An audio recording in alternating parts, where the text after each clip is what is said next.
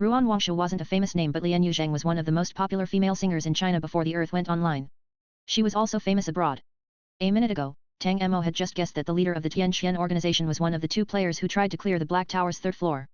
Then the Black Tower told them bluntly, "Friends, you are thinking too much." Tang Mo contemplated it for a moment before looking at Fu Wenzheng. "You didn't hear the Black Tower's announcement?" Fu Wenzheng nodded. "Yes, I didn't hear anything." Tang Mo said, "Ruan Wangshu and Lian Yuzheng. These two people cleared the hard mode of the Black Tower's second floor. They should have teamed up and attacked the tower. The Black Tower informed us of this matter, but you didn't hear it." Tang Mo took the stone and struck it gently on the ground. He narrowed his eyes. "Is it only players who cleared the second floor who can hear the news?" Tang Mo and Fu Wenduo were second floor players. Fu Wenzheng had only cleared the first floor. That was the only difference between them. 3 months ago, when Tang Mo cleared the Black Tower's first floor on hard mode, only Fu Wenduo heard the announcement while Luo Fengcheng and the others were completely ignorant. At that time, Fu Wenduo guessed that only players who passed the tower attack game could hear the news. Now Tang Mo concluded that the message about the hard mode clearance could only be heard by players who cleared the corresponding floor. All three of them agreed with this view. Since challenging the Black Tower's third floor had nothing to do with the mysterious and powerful Tianqian organization, the three of them didn't discuss this topic again. Next, Fu Wenduo gave a detailed account of what happened in Beijing. Most players in Beijing are independent and hadn't established too many organizations. One of the most powerful organizations is the Stowaways, one called Tianqian. When I left Beijing 4 months ago, there were no official players who joined. All the members were stowaways. Fu Wenduo spoke in a low voice.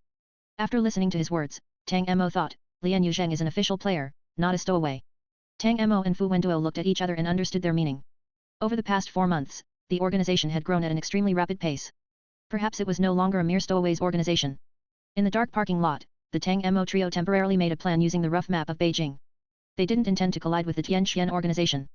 Beijing was very large and Fu Wenduo wanted to find Black Tower-related clues within the country.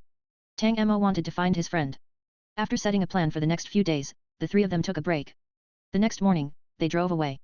The black jeep drove quickly on the highway, moving north as the sky became darker. Once the trio was about to arrive in Beijing, dark black clouds covered the sky, almost obscuring it. After entering the 7th Ring Road, the long brewing heavy rain finally fell.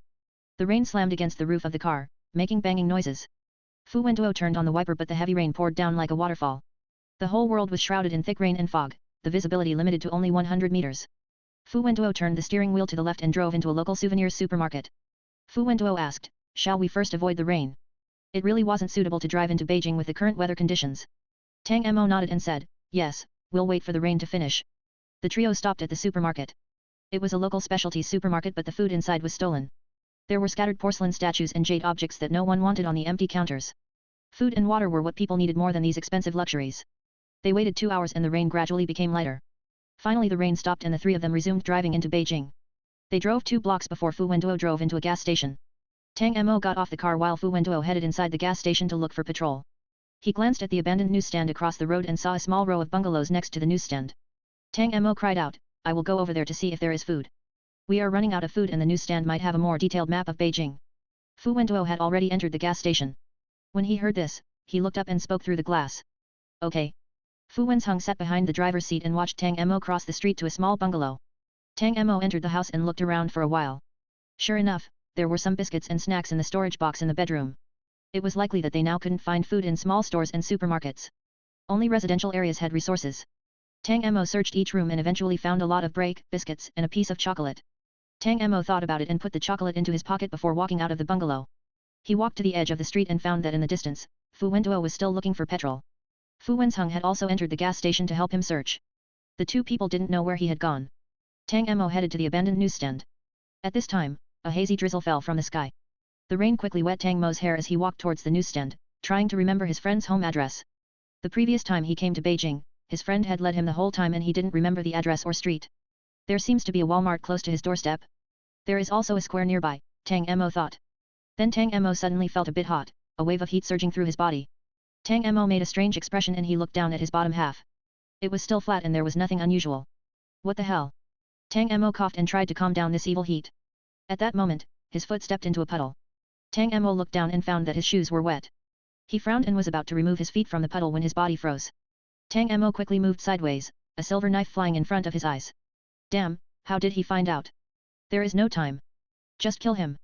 Tang Mo's eyes widened as he vaguely sensed something wrong. However, the other party didn't give him time to think at all. Another knife came from behind him. The sharp blade shot through the air, easily cutting Tang Mo's eyelashes. He leaned back and used his hand as support. His back was close to the newsstand as he prepared to fight back. Everything happened too quickly. After the two knives, a black shadow rushed from behind him at a speed that was invisible to the naked eye. Tang Mo wanted to open the small parasol to defend, but as he reached towards his waist, he found that the small parasol was left in the car. Damn it! The black figure had already rushed in front of him. Tang Mo raised his hands to block his head and a fierce fist slammed into his elbow. Tang Mo let out a groan as he flew back 3 meters. He raised his head, but before he could see what the enemy looked like, another figure emerged from behind a bungalow. The sharp knife headed straight towards Tang Mo's head and he took out the big match.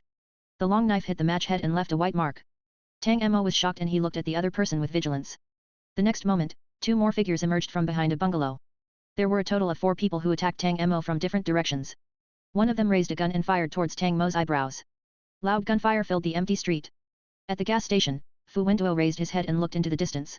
Fu Wenzheng cried out with a horrified expression, "What's going on?" Before he finished, Fu Wenduo moved like a lightning bolt and rushed out. The 4 people were stronger than Tang Mo imagined. The middle-aged man leading them was physically strong. There was a loud noise every day he punched, forcing Tang Mo to constantly avoid it. Another person assisted on the side, using the long knife to block where Tang Mo could go and forcing him into a dead end. One more person attacked with a flying knife.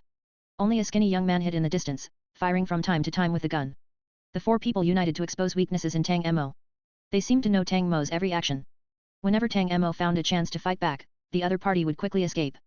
The strong man shouted, "Fu Wenduo is coming. We will stop him. Old Lu, I'll leave this person to you." Tang Mo's eyelids twitched as he heard this sentence. His brain moved quickly. As 3 people turned to meet Fu Wenduo, he moved his right hand while the opponent was distracted. Fire emerged from his palm and slammed into the man closest to him, Old Lu. Who would have expected this man to know his movements and turn his avoid to avoid this blow, kicking Tang Mo in the shoulder. Tang Mo's body flew back into the wall of the newsstand. The ugly old man looked sarcastically at Tang Mo, his ugly face revealing a strange smile. His companions were blocking Fu Wenduo so Old Lu didn't waste time. He raised a long knife and attacked Tang Mo while sneering, "What will you do?" Tang Mo was blocked in a dead end and it seemed like there was no way to retreat. Old Lu's knife fell down and was only 10 centimeters from Tang Mo's head. At this moment, a cold voice was heard. Old Lu stiffened and he stopped his long knife, as a chill moved from his head down his spine. Tang Mo lay on the ground and shouted, "Destroy you on behalf of the star, checkmate." Old Lu's scalp became numb. He looked down and saw that Tang Mo unexpectedly got a gun from somewhere. There was a gunshot and a bullet emerged. Old Lu's physical fitness was excellent. Despite standing at a close range, he moved sideways to avoid the bullet. Yet he never imagined that the bullet would unexpectedly curve again and shoot between his eyebrows. Bang! Fu Wenduo was fighting with the 3 people. Once he heard the gunfire, he raised his head and saw a man falling to the ground. There was a dark hole in his forehead. His eyes stared at the sky, as if he didn't understand how Tang Mo had moved. Blood quickly flowed all over the place. Tang Mo got up from the ground. He didn't rest as he rushed to help Fu Wenduo. The strong middle-aged man shouted, "What the hell is this ability? There are only 3 chances left." At this time, Tang Mo had already reached the 3 people. Fu Wenduo kicked the chest of the strong man, pushing him in front of Tang Mo. Tang Mo tacitly raised the big match, the match head violently rubbing against the ground and creating sparks. The match head was just about to touch the body of the strong man when time suddenly stopped. In the sky, the rain stopped in mid-air. The air stilled and the blood flowing from Old Lu's forehead solidified on the ground. On the deserted street, everything stopped. It was like a person had pressed the pause button as the world became a rainy portrait. 3 seconds later, Tang Mo emerged from a bungalow with a bunch of snacks and biscuits. He touched the chocolate in his pocket and decided to reward himself with it. He hadn't eaten sweets for a long time. He also remembered that there was a 12-year-old child in the car. Tang Mo thought about it before making a decision. If Fu Wenzheng really wanted to eat it, he would give 1/3 to the child. As he walked, Tang Mo tried to recall his friend's address. There seems to be a Walmart at his doorstep. There is also a square nearby. Suddenly, Tang Mo's footsteps paused. He bowed his head with a strange expression. After looking for a second, Tang Mo coughed and continued to move forward. His right foot stepped on a small puddle. Tang Mo frowned and was about to pull his foot out when he suddenly moved sideways. Bang! A bullet passed by Tang Mo's cheek and shot straight through the window of the newsstand. "Old Lu, old Ju, directly kill him."